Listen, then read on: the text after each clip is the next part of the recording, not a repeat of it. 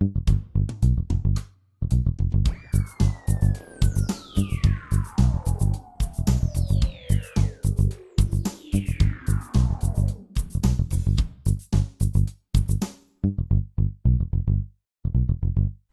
and welcome to Everything's Dumb. My name is Victoria. I'm Kate. Today we're going to be talking about social media and all of the dumb things about social media, of which there are many. Couple, at least, yeah. A few. Just a few. But first, question for you, Kate. What was your dream job when you were a kid? Ooh, I had a couple. One was to be a stand-up comic. Okay. Which was something that I never thought I would do. I always thought I would be far too terrified to ever attempt. And then I think when I was maybe 12, we got Comedy Central. Came on to our cable package. And so I discovered The Daily Show. And the correspondence on there, at the time it was Steve Carell, Steve Colbert, I think Rob Corddry. It was kind of back in the day, but they just looked like they had the most fun job in the world. Like, it wasn't something that I thought I would ever do or, like, be brave enough to do, because some of the interviews that they would do, they were just trying to make it as contentious and awkward as possible. And I would absolutely not be able to. I just know that from my personal experience and even just working in customer service. Like, I don't want it to be contentious and awkward. But I would never be able to. But it just looked like they had so much fun every single night. Yeah. So. Yeah, I think those jobs probably are fun. They're a lot of work, and it's really hard to get those jobs. Yeah, I didn't want any of that. I just wanted, like, the dream. Yeah. Mm-hmm. That's so sweet that you wanted to be, like, a comedian or a stand-up comic, because you've done that. Yeah. Like, you've done stand-up. Yeah, it's not as great as I thought it would be.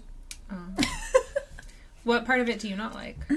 Just the business of it. Like, it's always overcrowded, especially in LA. Like, doing stand-up anywhere other than New York or LA is fun, because people go to see stand-up. I did stand-up in Atlanta once, and people, like, it was an open mic. Actually, I did stand-up in Atlanta a few times at the same place. It was an open mic, but they charged $10 a head for the audience, and it was packed every single time. Wow. It was insane. There was like a 45-minute or 45-person area in the back of this restaurant, and they packed it every single night. People just from the restaurant would, like, just walk in, oh, we want to see the show, and they would just sit down. It was a full audience. There is no way you go to an open mic in Los Angeles, try to find a person that is not getting up on stage. Right. I went to an open mic in New York once because I was visiting friends that lived there, Nikki Van Castle and Delaney Gibson.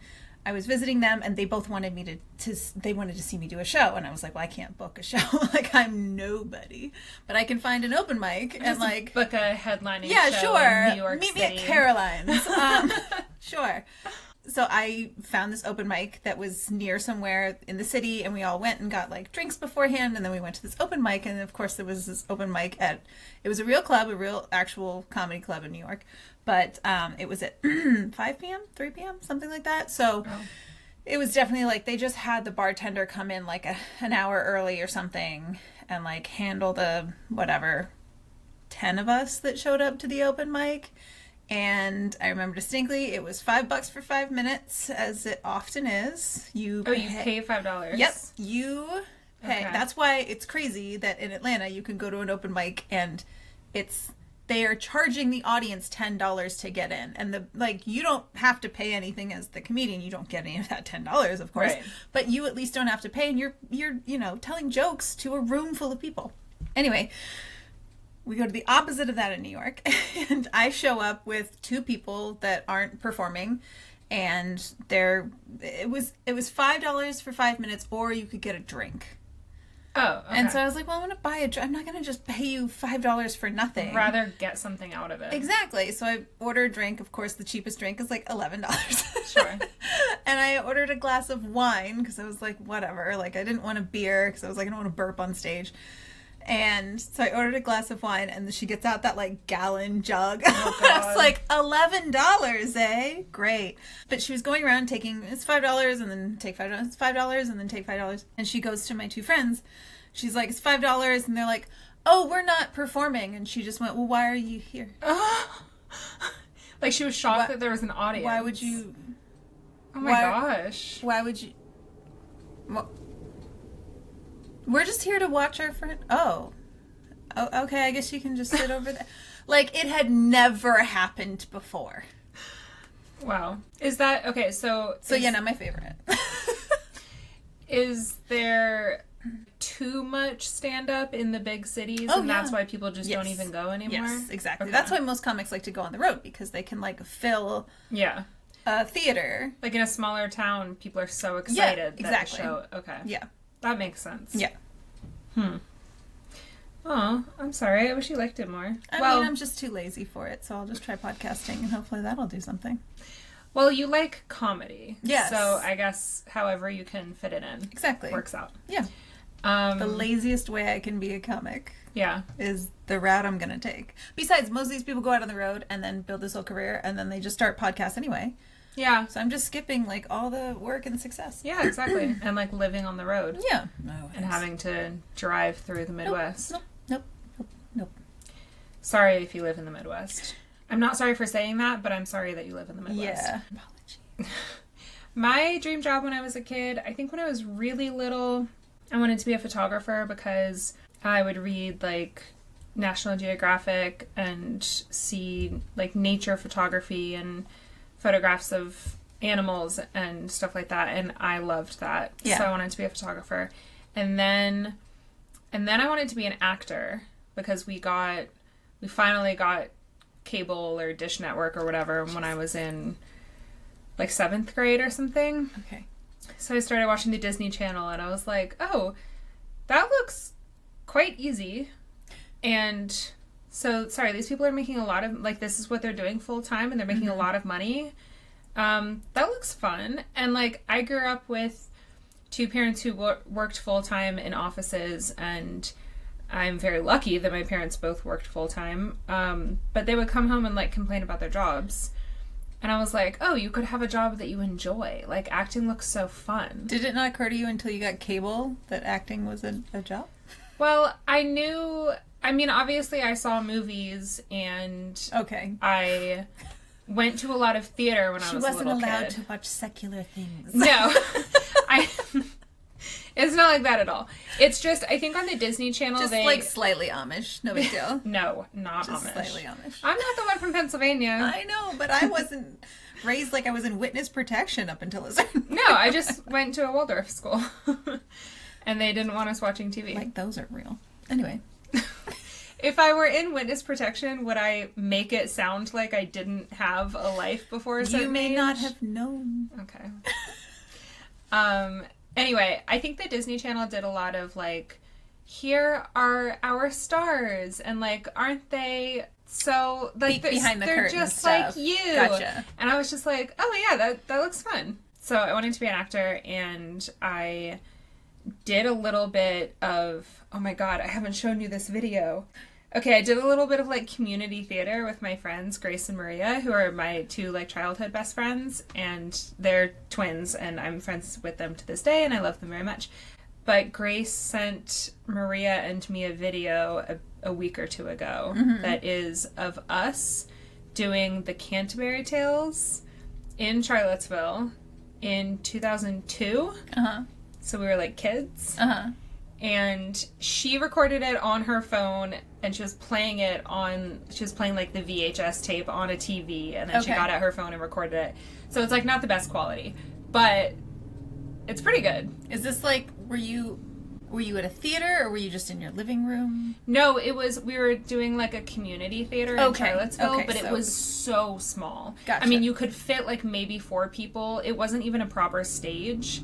There was just, like, a little, like, carpeted area. Okay. And then there were a few, like, raised benches that was, like, the audience. So the audience would, like, just sit there and watch you, and you'd be 4 feet from the front row. Okay. It was cute, though. I'll have to show you. I can't believe I forgot to show you. Maybe I'll post a clip of it on Instagram or something. Yeah. But anyway, so I wanted to be an actor, and then I took acting as my elective in 9th grade in high school, and did not like my teacher, did not really feel like I got anything out of it. An elective in 8th grade? Ninth grade. Ninth grade. Yeah. Yeah, in high school. We had electives. We were just forced into every class. Well, you had to take, English and math and science and stuff, but then you got to, choose a class. Wow. So in ninth grade, I did drama. And then my sister did a class called leadership, which is what all of the, type A, really smart kids at my school did. She did that for 4 years, which makes sense, because she's very smart. I did drama for ninth grade, did not like it, and then I switched, and then my high school had, a darkroom photography class. So Jesus. I did that for 10th, 11th, and 12th grade. And I loved that. So then I was back to wanting to be a photographer.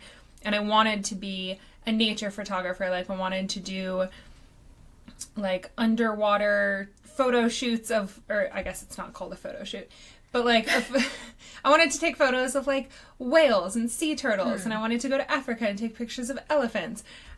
But then I studied photography in college and did not like it at all. Oh, no. Well, the school I went to focused on fine art, which is you have shows and galleries and stuff. So I really should have probably done some more research and tried to find a school that would have taught me how to finance a photography trip to Africa. I don't even know what kind of a program that would be, but yeah, my school was very focused on trying to get us to show in galleries, and I was like, this is not really what I wanted. It was all conceptual art. Yeah. So, and that's not really what I wanted to do. So I want the concept of an elephant in front of me. Yeah. So anyway, then basically right after college, I switched back to wanting to be an actor, and that's why I'm in LA, which I've mentioned briefly before. Still not acting, but it's the dream. Hey, you're in some Netflix shows and Apple TV. You can find Victoria. Yes. On The Diplomat? No, but that is a really good Netflix show. Man, I'd kill to be in that show. What's it called? The Residency. Oh my God, that show was so good. The Residence. The Residence. I did background acting in The Residence. So I am technically on Netflix. Yep. And Apple TV, right? You can see my face for 2 frames in the show For All Mankind, which is on Apple TV. Best frames of the show. That's what everyone's saying. Pretty much. I mean, I do have fake blood on my face, and it's a very quick, I had to I kept trying to pause it on my face, but it went by so quickly. It took a lot of effort to get that freeze frame, but yeah, you got it. Background acting is really fun. Unfortunately, we discussed a few episodes ago, the industry seems to be slowing down, which is a bummer, but I would like to do background acting again one day, if they're ever hiring. Cool. We had really high hopes for ourselves as children. Yeah. Entertainment.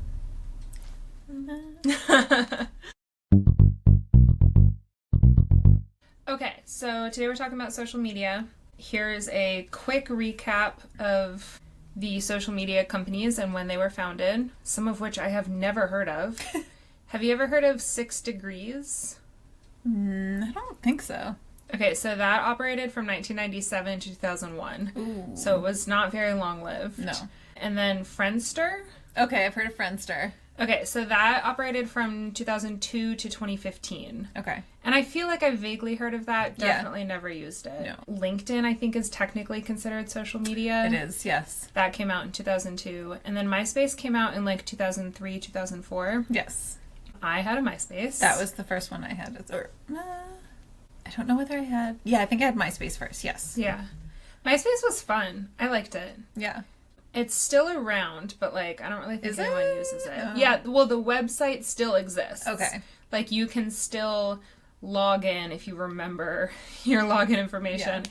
You can still create, I guess, a new account or profile. I don't know why you would, but it does still exist. I remember that was the first time I learned HTML coding. Yeah. Yeah, I was watching a video on Instagram the other day where a guy was talking. We just did an episode recently about airports and flying. A guy was talking about how when you're trying to buy a ticket and it gives you, you select the cheapest ticket, and then the next page it says do you want to upgrade for however many more dollars to the main cabin? And you can either hit yes, I would like to upgrade, or you can hit accept restrictions, and that is the cheapest option. Okay. You're basically it's not even like, no thanks. It's like, I'm accepting the restriction. They're really trying to hammer it home to you that you are buying the shittiest ticket available.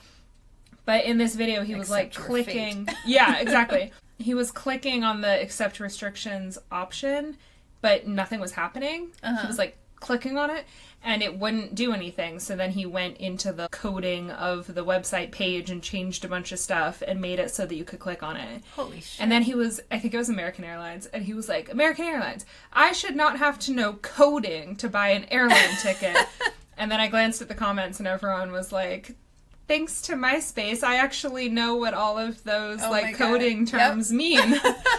Because I mean, obviously it's not enough coding that you could like do it for a job, but I used to go in and edit a bunch of stuff. So back in the day, God, that was like back in the day. We used to get smarter because of social media. Yeah, it used to make us learn shit. Yeah, no longer. So yeah, MySpace was like 2002, 2003. Although I probably got an account in like 2006 or 7, something like that. Anyway, Facebook came out in 2004. And Facebook really, I think, was the beginning of the end. Yeah. Yep. It started out as just for college students for the first year or two. Yes. And then I think they quickly realized that obviously if they opened it to a wider audience, they could make a shit ton of money. Yep. Well, because it didn't have ads on it when it was just for college students. Right. That's why. It was just for college students. Right. It was just for college students to connect with one another. It wasn't a business. It was just this, like, fun, cool thing where, you can create groups and it helps people, like, get to know each other when they first meet. And it was this whole thing of, like, wow. Because I went to college in 2005. And I remember when I first got to college, I went to a smaller college, an art school. When I first got to school, like, we weren't on Facebook. Like, our school wasn't big enough to be on Facebook. It was just starting to expand that year. Yeah, it was, like, invite only. Yeah. Like, your school had to be invited to be on. And so I guess, like, someone from our school must have, like, written to Facebook or contacted them to try to get us on there. And so we got on there, like, in my time there, which I was only there for a year and a half. It was a 3-year program, though, so I went halfway. It was, like, a 3-year, year-round school thing. Oh, interesting. I didn't do my weird schooling when I was young. I did my weird art school stuff when I was in college. Yeah. But yeah, so we got Facebook and we got on Facebook, and it was like, because it was an art school, we didn't have any on-campus living. Their on-campus living was like, they had this area of condos in like the next city over in Oxnard, because the school was in Ventura. And I didn't have a car at the time. And I didn't want to live, the next city over. So I found a much better place, like just a studio apartment. I was also moving out there with my boyfriend at the time. And so we just got like our own place closer to where I was going to have to go to school. And I didn't live with anybody. I didn't have any roommates from school. Like, everybody else showed up having like it was a townhouse basically that they would live in. So it was like 4 people in one spot. All the townhouses were next to each other. So it was kind of like a campus that wasn't really a campus. They didn't have like a communal kitchen or whatever. There was no mess hall or anything like that. Yeah. But they all lived close enough that like when one person was throwing a party, like everybody just wandered over. And I was so far separated from that I didn't really like know anybody. I didn't come in knowing anybody. So as soon as we got Facebook, it was like, oh my God, this is my way to like interact from people that I take classes with outside of classes, because I didn't really do that otherwise. Like maybe texting every once in a while, but that's not really, I don't know, it's more formal that way. Like, we'd have to invite you to as opposed to like just chatting about something with someone online or showing pictures or sharing interests and like finding out things like that. Not at a party or in class or something was just revolutionary. Yeah. Facebook, I mean, before it became just a cesspool of bigotry, I think it's a good idea. Like, the concept of it is a good idea. Like, you can get in touch. I mean, I think the classic thing about Facebook is like boomers getting in touch with their high school friends or their high school sweethearts. And then in college, we would always create an event for like the parties that we were having. And I was on the rowing team at my school, so I didn't necessarily have the phone numbers of all of the freshmen or, the novices or whatever. So we could just add them on Facebook and add them to the party. And I don't want to sound like a jerk, but like I could include them I could make them part of the rowing community without actually having to like be friends with them. Yeah. So I know that sounds mean, but like I was in school. I was busy. I had crew. I had my classes. I had my friends. I had my boyfriends. Like, I didn't want to be friends with every single... Not at a time. Okay. But yeah, I mean, it's a good idea. It just obviously spiraled way out of control. Yeah. But yeah, I got a Facebook account in, I think, like 2007-ish. Mm-hmm. And I used it regularly throughout the rest of high school when I got it, and then like every day in college. Mm-hmm. And I'm very grateful that when I was in college, it was only Facebook, and I think Instagram came out while I was in college, but I didn't have it until definitely after. I don't think I would have graduated if Instagram had been around. See, I remember Instagram. I think I had an Instagram account way before I actually started. I might even still have like an old one that I don't even know the email address for.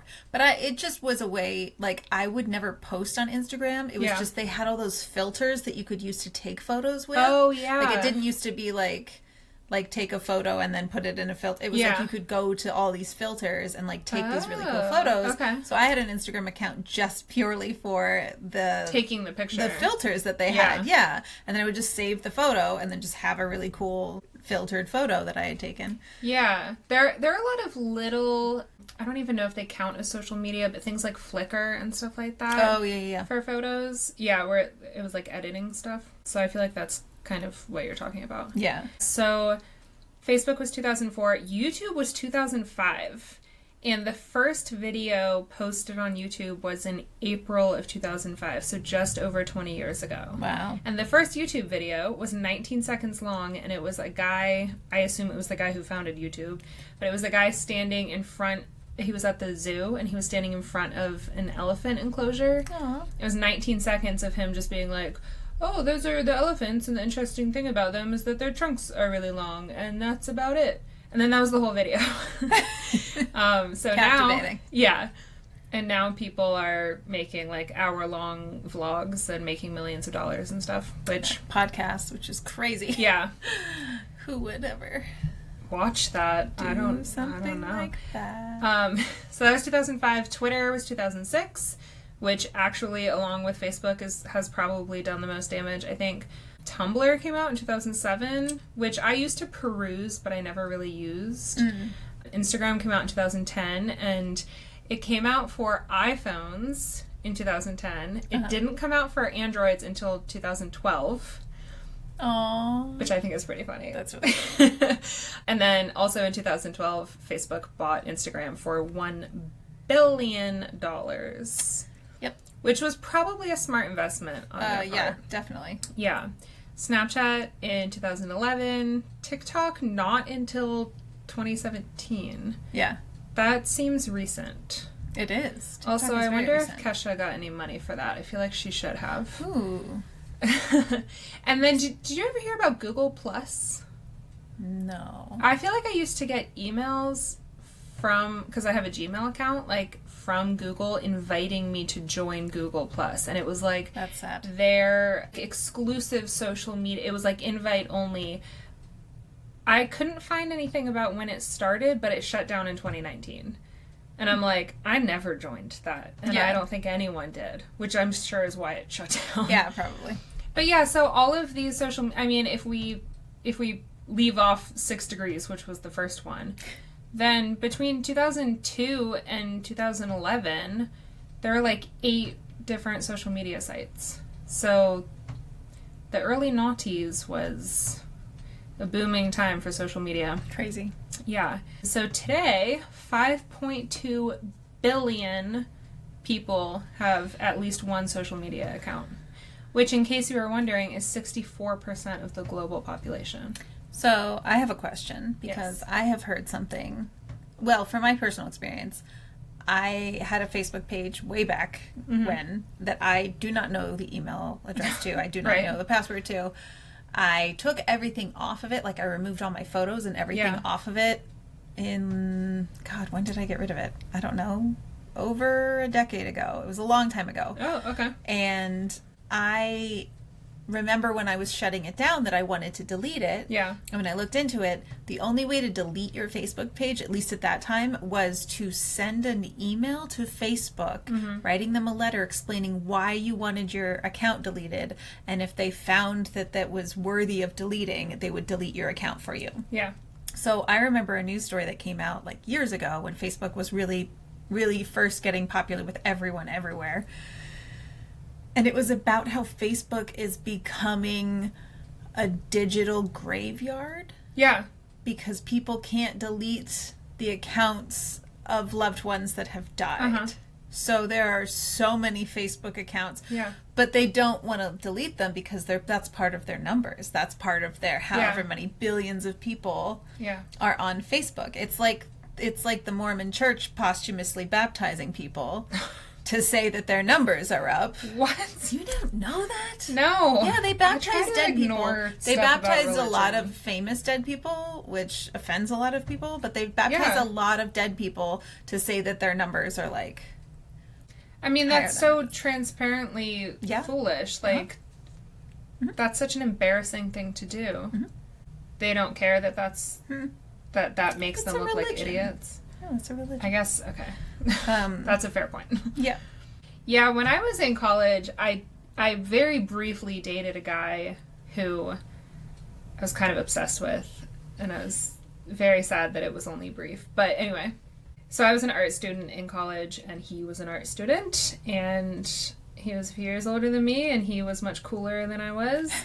But he did some type of like, he told me about it because we didn't have any classes together, but he told me that he had done some type of performance that was like performance art. And so he got up in class and basically played some type of like really heavy, loud music. I don't remember if it was like dubstep or like heavy metal or something like that, like some really intense music. And then he just hooked his computer up to the screen, so it like played on the big screen in the classroom. And he went to Facebook and he started typing in names and friend requesting people. And then it took his classmates a really long time to realize that he was going to the pages of deceased people and like friend requesting them. And that was his entire project, was like, that's what he did. I don't understand the point of that. Okay. I don't know exactly what the commentary is there. Neither. But you are correct in that Facebook keeps pages of people who have passed away. Yeah. Yeah. Hipsters are weird. Yeah. Moral of today's episode. So yeah, I mean, like I said earlier, Facebook is great for getting in touch with people, and if you want to document a trip that you took, make a little vlog and stick it on YouTube, or take pictures, put them on Instagram, like stuff like that is great. And then finding recipes or crafting ideas, stuff like that is great. But I don't think that maybe those things are worth society being like fully destroyed by social media. Like, I think maybe we'd be better off if we just kept our photos to ourselves, and then we could have like our attention spans back. Right. Oh, we could have so much more back. Yeah. Like, people cannot pay attention to anything anymore. People get bored so easily. Yeah. People don't really talk about things in depth anymore because if they get bored with the conversation, they just pull out their phone. Yeah. It makes me really sad. But also, being on social media can destroy your mental health because you're seeing photos of people on the other side of the planet who maybe have more money than you. Yeah. Like, maybe they're born into a really rich family and they live in a really beautiful place, and you're watching And they've their... had so much plastic surgery that you don't know about. Yeah. And so you're watching their life that looks perfect from the outside. Whether or not it is perfect, you are seeing that it looks perfect, and then you're feeling bad about your own life. Right. And another thing is that newspapers and cable news shows and network news and everything, they have to fact check everything that they put on the air, that they put in their papers. Yeah. On social media, you can say whatever you want. Yep. And then it spreads like wildfire. Yep. And then you can't trust the newspapers. Right. And you can't trust Yeah. the cable news because Yeah. they fact check. Right. And that can't be trusted. Yeah. So, I mean, obviously, I know we're not going to talk about politics on this show, but like Kate and I live in the US, and clearly social media has done a lot of damage in the last almost exactly 10 years.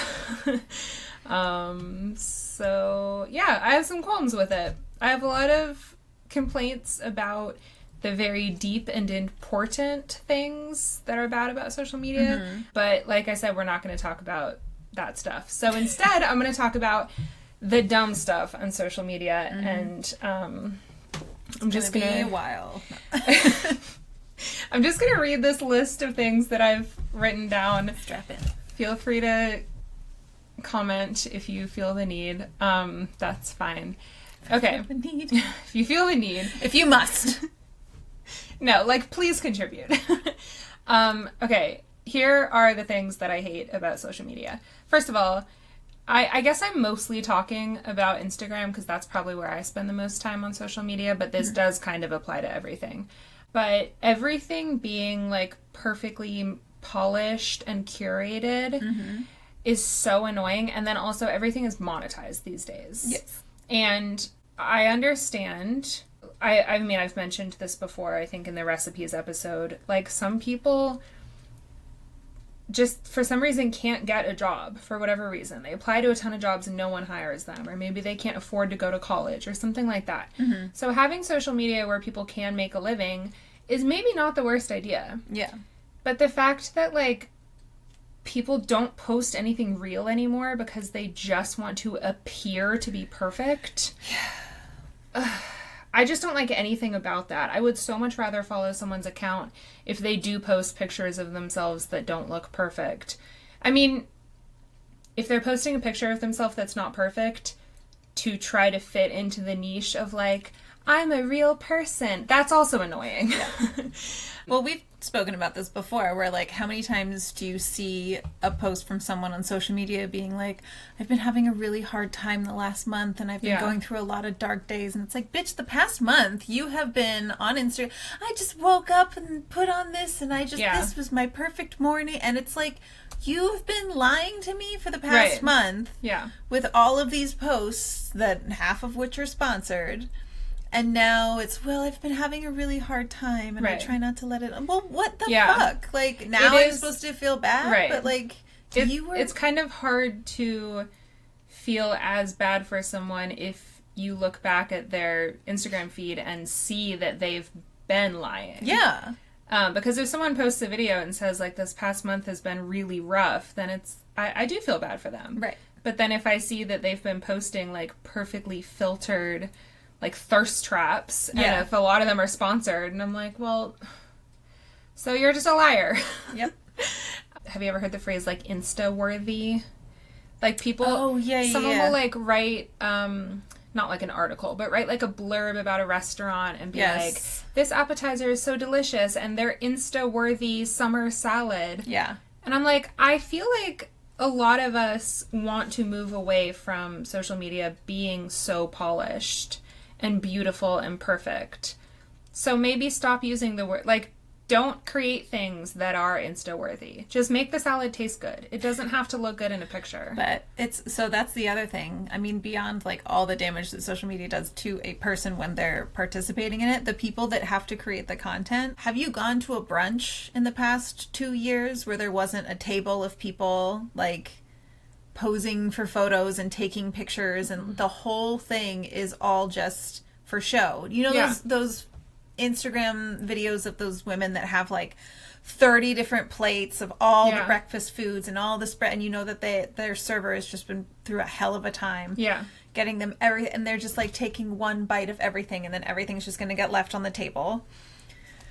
It's so fake and so annoying, and it's so easy to spot how fake it is. Yeah. And then to have to live with it, like, to have to wander around these people that are constantly, like, stopping and posing for photos. I used to hate, it's not a trend anymore, but it was for a long time, the fucking angel wings painted on the walls and graffitied all over this city were so annoying. Yeah.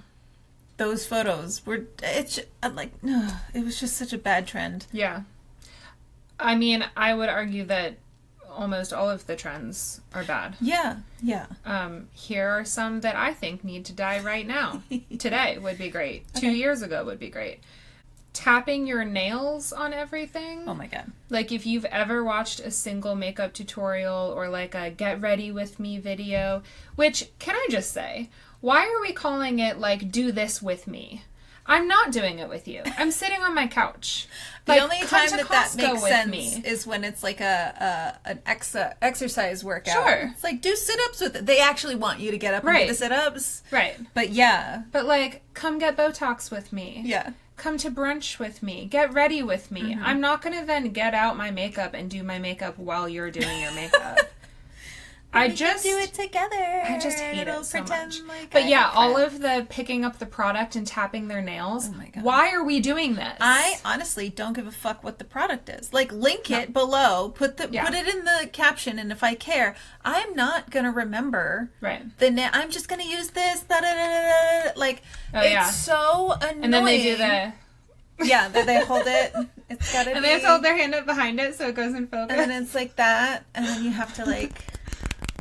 So stupid. So annoying. And I recently started following an account from a woman who does stuff like that as a joke. Yeah. But she does it in such a funny way that it is hilarious. Like, when she taps her nails on something, I laugh so hard because she makes this like ridiculous little like duck face with the squinty eyes, and then she like sticks out her shoulder to get like her collarbone, and then she like taps her. She's so funny. Anyway, everyone else, fucking stop it. Okay? Do you remember the guy? I never know anybody's name on social media. I just send things to people. We will link all these in the thing. But that guy that I sent you that does those get ready with me things, but he'll use like foods. Like, it's like whipped cream, and he's rubbing it into his face. Oh, yes. And then he'll take like pickles and like put them under his eyes as eye like slices of pickles under his eyes as eye patches and shit. It's so funny. And he's telling these crazy, it's like, get ready with me to go get fired from my job. And then he's telling this thing about like, just because I came in like 4 hours late, it's so, and he goes on this long tangent. It's hilarious. But, and then the shit that he did, I felt so bad for some of them, like his skin, his poor skin. He's like rubbing mustard into his face and stuff. Ugh. It's so funny though. I mean, the smell of that alone, I like mustard, but not that much, and not on my face. And then he'll take like something like a baguette and like put it in his hair, like he's rolling his hair around it. It's so funny. He's got we'll link it somewhere. But. Yeah, and then also this move, and I realize we're a podcast, so I'm going to try to describe it, but like the little jazz fingers under the chin. Oh, under the chin. They finish their makeup and they're like, yeah. And I'm like, can you stop? You look like a fucking idiot. Yep. You know where your face is. We've been staring at it for the past 2 minutes while you've done your makeup. Also, this doesn't make your face like sparkle. Like, you just look dumb. Like some sort of fish. Yeah. And here's the thing about every trend on social media. And again, I'm mostly talking about Instagram. God damn. It was so loud and so sudden. I'm so sorry. I didn't want to do a false alarm. Something about sitting in this chair. I think the light is hitting me in a weird place. Scared the crap out of me. I'm so sorry. I'm so sorry. Now you know how Kitty feels when she's laying on my lap and I sneeze. She's like, the fuck? Oh my god. I'm so sorry. I'm surprised she doesn't like shoot across the room. You like lunged at me. Okay. That'd be a good blooper. Okay, so my main thing about these trends is that I feel like if I saw it on Instagram maybe 3 times, I'd be like, oh, cute. But then when you see it, like the first time, you're like, oh, and then you see it the second time and you're like, oh, I've already seen that. And then the third time you're like, well, but now, wait, what? And then you start to see it in every video. Yeah. Like, there's been so many times where I like, because I don't follow a lot of people that do trendy stuff, but if I see something on YouTube Shorts or on Instagram, or rarely when I go on TikTok, I'll get into my hatred of TikTok later, but okay. Whenever I see something that's really funny and really creative, Yeah. I'm always like, oh, I love this. This person always comes up with these funny creative Yeah. things. And then I go somewhere else, like to a different platform, Yeah. and I see the same joke, and I'm like, who thought of it? I wish there was a way to post, like, this is the original person Right. that came up with this really funny joke idea. Right. And I've seen it in 6 different forms now, and I have no idea who's, like, Yeah. everyone's just trying to do their version of it, but, like, Right. who came up with it? Everyone's just stealing from everyone else. Exactly. And putting their own spin on it. Yeah. And it's or not... even not putting their own spin on Right. it. And then, well, just doing it themselves. Like, this is what happens when I do this. That's Yeah. stupid. Like, I don't need every single person to make a fucking cucumber salad. Like, Right.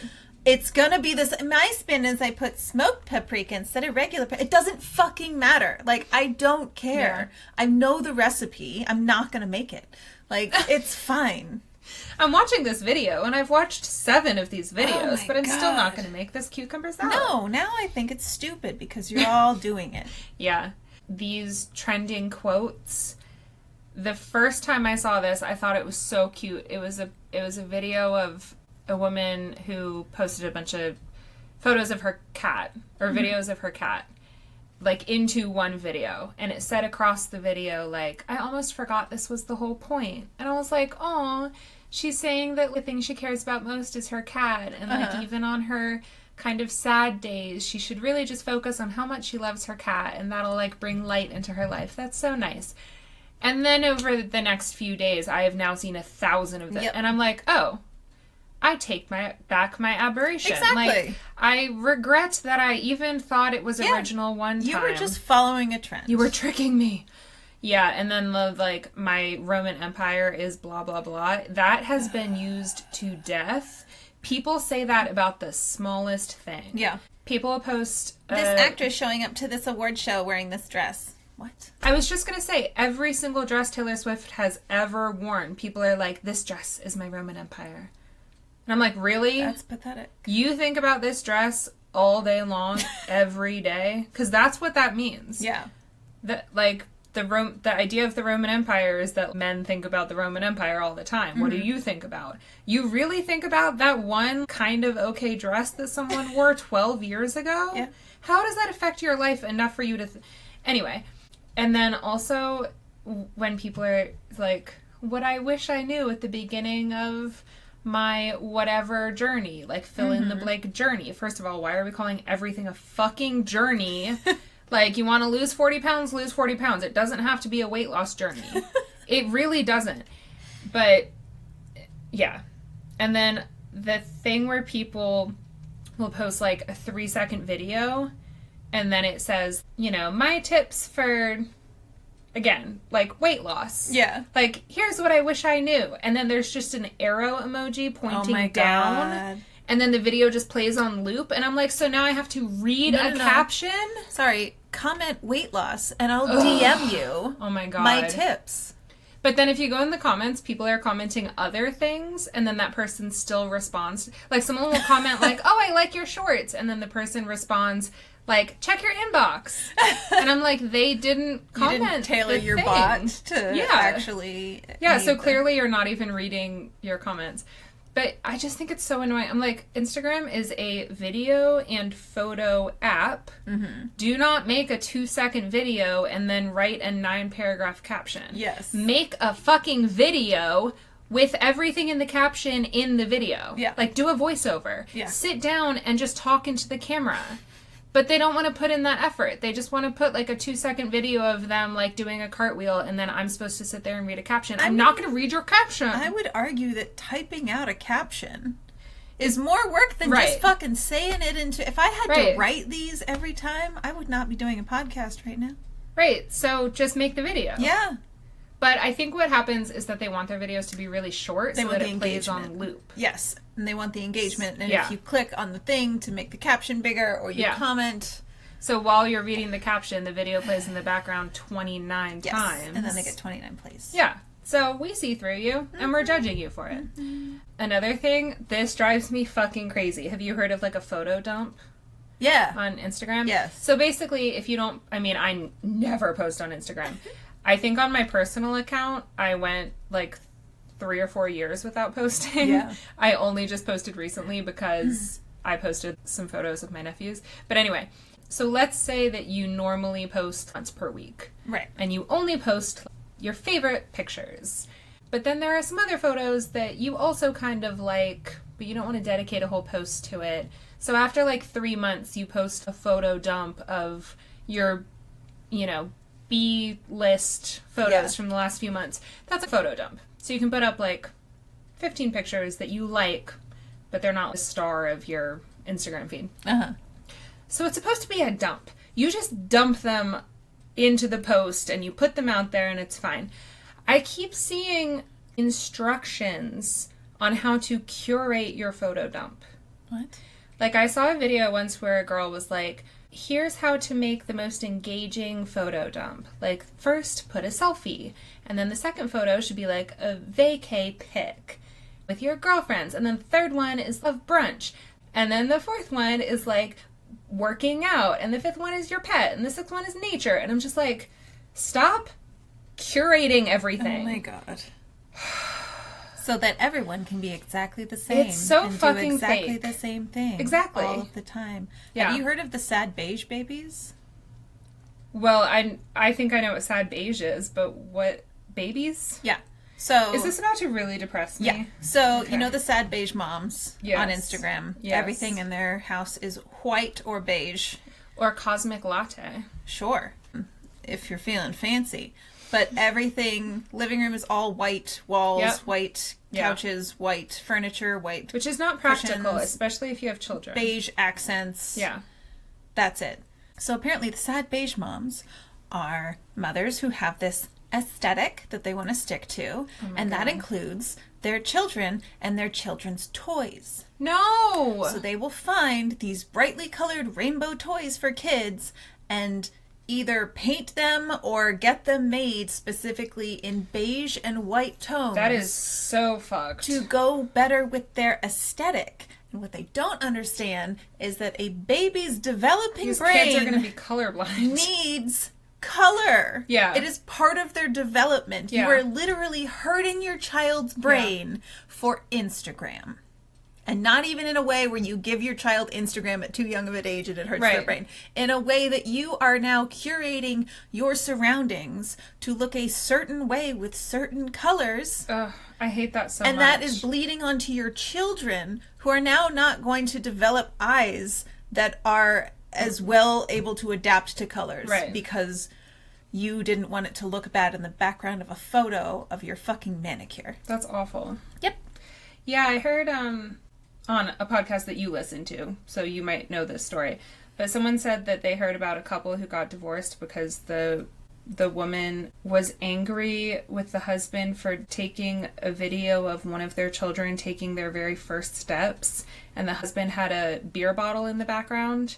Like, he was like drinking a beer Oh and my watching God. TV, and he saw the kid start to walk, so he put his beer down and like took a video and was like filming, like, come here, like cheering on the kid. Uh-huh. And the wife didn't want to post it because there was a beer bottle in the background, so she tried to recreate it, and the husband was so pissed he was like, I'm out. That was like the last straw for him.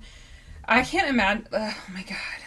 If you want to mess up your own psychology and you want to depress yourself mentally with all of these trends and horrible and live in a beige nightmare, fine. But like, do not mess up your child like that. That's awful. Yep. It's for the aesthetic.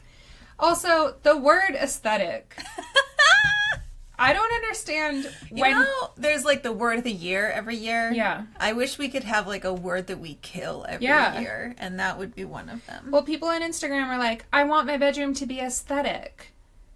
That's not how you use that word. And I'm like, aesthetically what? yeah, that's not Like, a... finish your sentence. No, they mean beige and sad. Right. But they don't know what the That's word not means. what that means. No. They think it's It's like Republicans an trying to say adjective. woke. Right. Like, you're using it wrong. They went woke. They're woke now. Right. Cool. Good for them. That's not what? It's so stupid. The military's too woke. Okay. No, it's not. Okay. Nope. Okay, which trend would you choose to die immediately? God. Oh, okay. So this probably goes... It's not a trend necessarily. One thing I hate. Can I just I'm going to go on a tangent. So the thing with TikTok, the thing that I do not enjoy about TikTok, it's not, okay, TikTok is, I have TikTok. TikTok is the best video editing software inside of an app that there exists right now. I know that Instagram is trying to redo theirs right now because it sucks. It's awful. TikTok is the only one that's like intuitive and it works really well and they have all these add-in things and it's just it's the best. I don't know how they did what they did, but they somehow made the video editing software in TikTok amazing. So I do use it to create a lot of videos, but as far as watching stuff and scrolling on stuff, I feel like TikTok is Gen Z's QVC. Oh. Because every fucking TikTok is an ad. It's a shoppable video. Yeah. And I get that is TikTok trying to become not only just the biggest social media app in the game, but also replace Amazon. Yeah. Which is what they're trying to do. They're trying to be the new Amazon and the new Instagram and the new everything. More power to you. Go for it. But I just don't enjoy scrolling through funny videos and just trying to watch funny things like I can on Instagram, like I can on YouTube Shorts. But when I go to TikTok, the third video that I go to whenever I'm scrolling is, hey guys, I just got my hands on the new viral blah blah because the company sent it to me because I'm an influencer and it's been sold out, but it'll never be sold out again. They just sold out because they didn't know how popular it is. But now that it's viral, it'll never be sold out again. But we're going to say that it's going to sell out again because I'm being paid to do this. It's all QVC. It's let me show you my hair washing routine. Let me show you. It's all these things that are just meant to get you to buy things. Yeah. And I just want to watch funny videos or videos of animals being cute. That's all I want. Instagram definitely has sponsored videos and ads and things like that. But they're easy to spot. They're a lot easier to spot, and I feel like there aren't as many of them. Not nearly. And if you go to things like YouTube Shorts or Instagram, like all of the funniest TikToks filter through to those. Yeah. Like you get to see them all there, but they don't put the shoppable videos there because you can't shop them on Instagram. You can't shop them. I mean, Instagram has their own shoppable things, but especially... Like, YouTube Shorts is probably what I watch most of my scrolling stuff on. Yeah. Because I see almost I would say 90% of the TikToks I've ever seen have been on either Instagram or YouTube Shorts. Yeah, exactly. I don't enjoy opening TikTok. No. Yeah, it's all ads. Yeah. And Instagram is bad enough where, like, a video will start playing and then 10 seconds in, the thing pops up that says like shop now. Yeah. And I'm like, I thought this was an actual video. I understand that that's something that they want, and I understand that like sometimes you just want to go shopping, and sometimes you will just. They should just be a separate little tab. They should just have like watch, make, shop, and it should be you can make whatever and edit, you can watch whatever, and then you can shop if you just feel like shopping. You can just do the QVC thing. You can just scroll through different. Whatever, products that you're looking for, you feel like spending money. Retail therapy is a real thing. I do it all the time. Way too much. But it should just be an option and not just be like woven into every single thing that I'm trying to watch. Because it just makes me not want to watch your platform. Yeah, I absolutely agree with you. I think that the reason they don't do it the way you've suggested is because people like you and I would choose not to ever see an ad. Right. But they obviously need us to see ads to make money. It all comes back to money, like everything else that we ever talk about. Yep. Yeah, I agree with you. That's really annoying. There are a few trends that I do like, though. Okay. So, have you ever seen the ones where people just wander around and give iPads and money away to people? No. Okay, so I've seen this on YouTube Shorts a few times where it's usually like they go into like a Walmart or something and it's some dude. I think Mr. Beast made this popular by doing a lot of giveaways and stuff like that. But the ways that I've seen them do it is they'll go up to someone who doesn't look like they have a lot of money and ask them for some money. Can I have $1? I'm really hungry and I need blah, blah, blah. And it's like they just get this normal looking guy who looks kind of pathetic and is just really sweet. And he's like, I'm really hungry. Is there any way? And at least in all the videos I've seen, maybe they don't post the other ones, but it's some like, single mom there with her kid and she's just like, oh, sure, here, I have $5 and here you go. And he only asked for one. Yeah. And then he's like, well, what are you doing here today? And she's like, oh, I'm just, trying to get a little bit of something. We're about to, my mom has cancer. And then she starts telling this like sob story. And then he's like, well, why did you help me today? Oh, I've been there before. And, we all need a little help. And then they like pull out $1,000 and like hand it to this woman, or they take them somewhere in Target or something. And they're like, do you want to go pick out a TV or something? And they'll do some sort of giveaway or something to someone. That's trends. Nice. Good trends. Keep doing those. I watch them every time. I like them every time. I will support that kind of social media interaction, like the real life, as much as I hate seeing all the girls posting and taking all the photos and holding everything up and doing the thing at the airports where they're taking up the people mover with their dances and all that kind of shit. As annoying as that kind of stuff is, if it was all more that kind of like philanthropy kind of stuff, like I'll watch the shit out of that. Yeah, like heartwarming things are nice. That's like a good side of social media. The dodo. Yeah. Oh my god, that account makes me cry. Like every video, just sobbing. Yeah, I love a good happy animal story. Yep. Okay, let's end there on a positive note before I name some other things that I hate. Before you pull a Victoria. Hey. I mean, you're not wrong. Love you.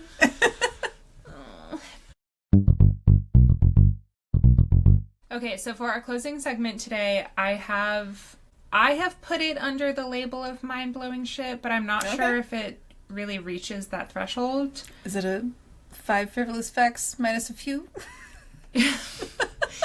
One frivolous fact. Sure. There we go. First frivolous fact. Oh, 5 frivolous facts minus. Mm-hmm. I couldn't think of a word. Foregoing 4. Foregoing 4. Boom. Yes. That's why we're a team. I had the 4 locked and loaded, but I couldn't think. Yeah, there we go. Thank you for that. I appreciate it. Forfeiting 4. Okay. So I read online that the U.S. Department of Defense has released a strategy to combat a potential zombie apocalypse. Sweet. So the U.S. military is basically prepared for a zombie apocalypse. That's awesome. So every nerd around the world just cracked their nickels. Yes, my time. My time to shine. Yep. So I looked it up and I found on the History Channel website, because they don't do anything to do with history anymore. No. They had a whole article about it. So I basically am just going to read from that website for a minute. So that's why it sounds really well written, because I didn't write it. Okay, so from the History Channel website, in 2011, the U.S. Department of Defense released this strategy Obama. Yeah. Nice. He knew what was up. Yep. While the potential opponents may be fictional, the military took it seriously. In fact, the first line of the Counter-Zombie Dominance Plan, or Con Plan 888-11, states this plan was not actually designed as a joke.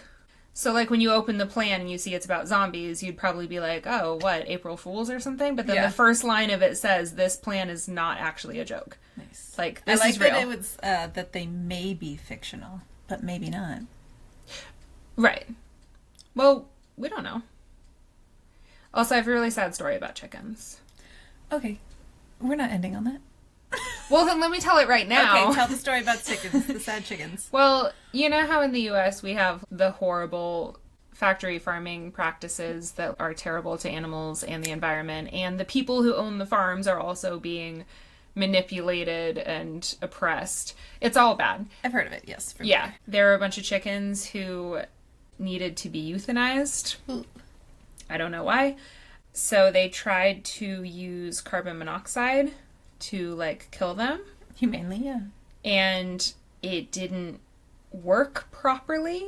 Okay. So I think that they were, like, somehow partially brain dead, but their bodies were still operating. Okay. So they got all these chickens together and gassed them. But then the chickens, like, rose up from the dead and just, like, wandered around aimlessly. And, like, they weren't reacting to things. They were basically, like, they looked like little zombie chickens. Wow. And then they eventually died because they couldn't eat or drink, so they just starved to death. Oh, Jesus. They didn't try to kill them again? Nope. In another... Okay. Nope. Okay. You get one shot to die. Yeah. We tried to kill you and it didn't work. So now Okay. you're just a zombie until you starve. Wow. I'm not meaning to smile while I say this. It's just Okay. horrifying. Okay, so we got that out of the way. So Back to the fun. the zombies the zombies themselves are classified into 8 categories, ranging from your run-of-the-mill undead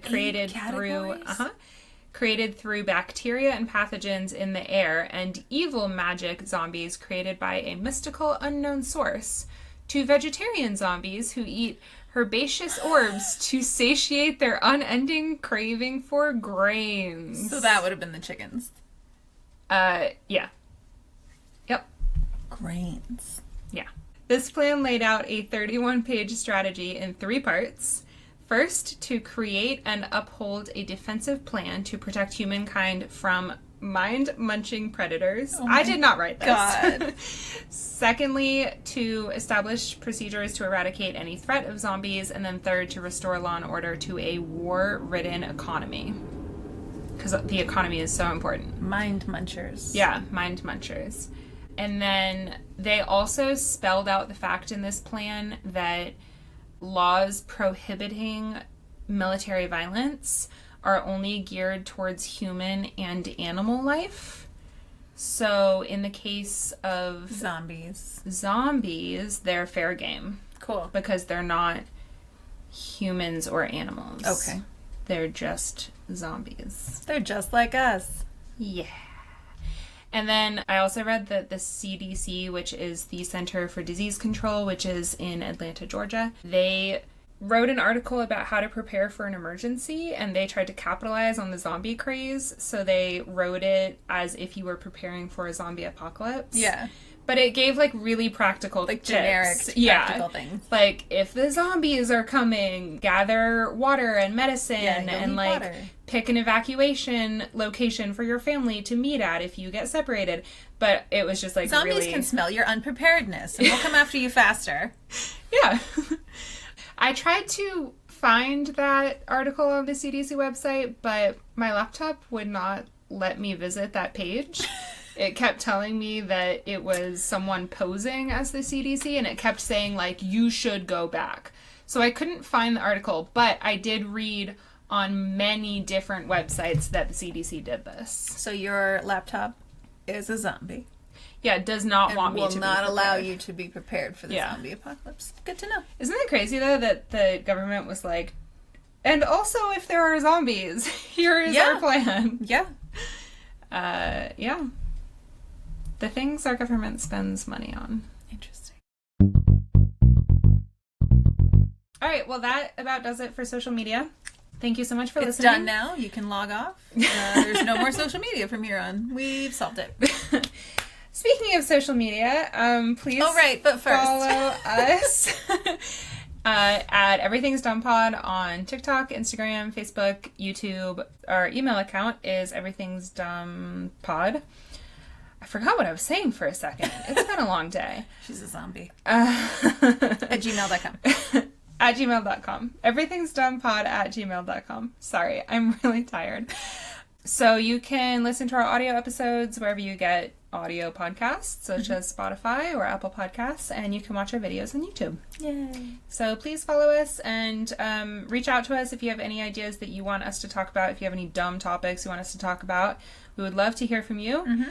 But otherwise, we will see you next time. Oh, sorry. The next episode is about leaf blowers. Yes. Kate has a lot of, I mean, I also, but mostly Kate has a lot of strong feelings. As destructive to our society Yes. as social media. Just has as been. bad as Yep. social media. Yep. Had that big of influence on elections. Yeah. We're really like hitting the same level Yeah. of things right now. The closest we ever got was the planes and the transportation. That Yeah. was the closest we were to being in sync, but Yeah. It'll happen again sometime. sure. We will see you next time. Bye! Thank you so much. Stay sane.